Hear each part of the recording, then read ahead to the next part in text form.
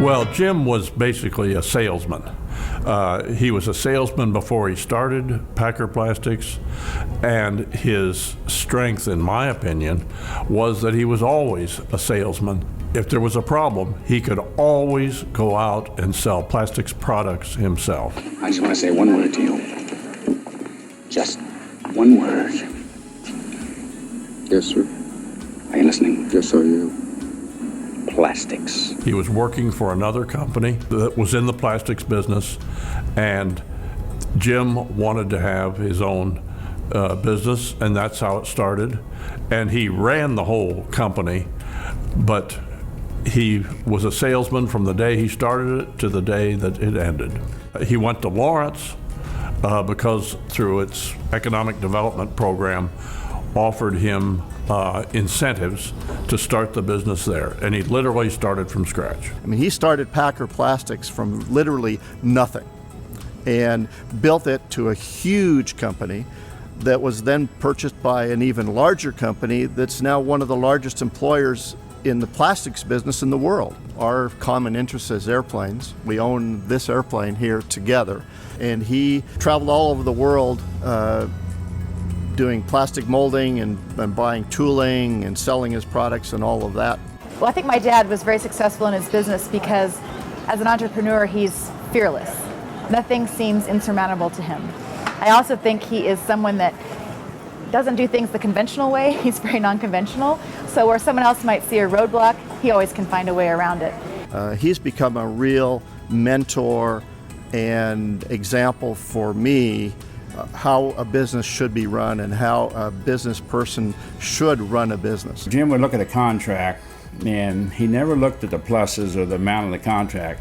He looked at the pitfalls or the negatives, and if he was satisfied with that side of the contract, we would pursue. From the time he built the first plant, it doubled in size in 4 years. Initially, Packer started out in food packaging. We did margarine containers, yogurt containers, sour cream containers for customers like Kraft, General Foods, really big volume accounts. Then the next kind of business, and I think probably my dad got into this because he's always been passionate about football and a football player, but he thought of the idea of the original stadium cup, which, you know, when you go to the stadium and you get a soda, you can get a souvenir of your team at the same time. And that led into quick shops, fast food chains, McDonald's, all those other things. They have a souvenir cup, and the ability to print all these different graphics on the cups made them really appealing to a lot of different markets. And that led us into sort of a housewares line. So our clients then became Walmart, Kmart, Target, all the big retail chains. He was very innovative in products and coming up with new products that his company was going to build and produce and sell, always under the gun of the pressure of, well, I've got to make a profit. He took that responsibility very, very seriously. We really became one of the two of the three of the best packaging houses when the company was sold in '97. We led the nation in what we did, and then we were purchased by Berry Plastics among several competitors as well. Jim implemented in the company an employee stock ownership plan, which was good for the company, but which also meant that by the time the company was sold, the employees of Packer owned a substantial interest in the company and therefore benefited from the sale and received a very substantial part of the proceeds of the sale when it was sold. He's been a supporter of the community. One, he's employed a lot of people. Two, he wanted to make Lawrence a better place to live. Lawrence is a great place to recruit employees because of the environment here, and Jim recognized that. He was very interested in employing housewives and university students on weekends.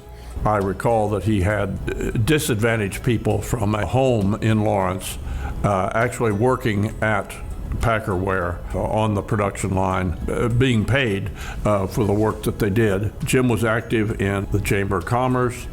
He was on the board of the hospital. He was active in the trade association for the plastics industry. He's a big supporter of the University of Kansas and its programs, including its athletic programs. Jim was on the board for Habitat for Humanity for several years and wanted to help Habitat be a better managed operation. Yes, it's a charity operation, but it really isn't.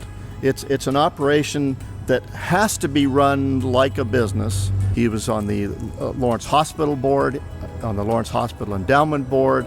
Jim and his wife Bonnie helped support the Lawrence Community Theater, which is now Theater Lawrence, and the new facility that the theater has. I think Jim was the dynamic force with Bonnie as the one who helped him the most. He had great support from his family, his wife Bonnie. I mean, quite frankly, without her, I don't think Jim would be where he is today. What I've learned about Jim is that things aren't so important.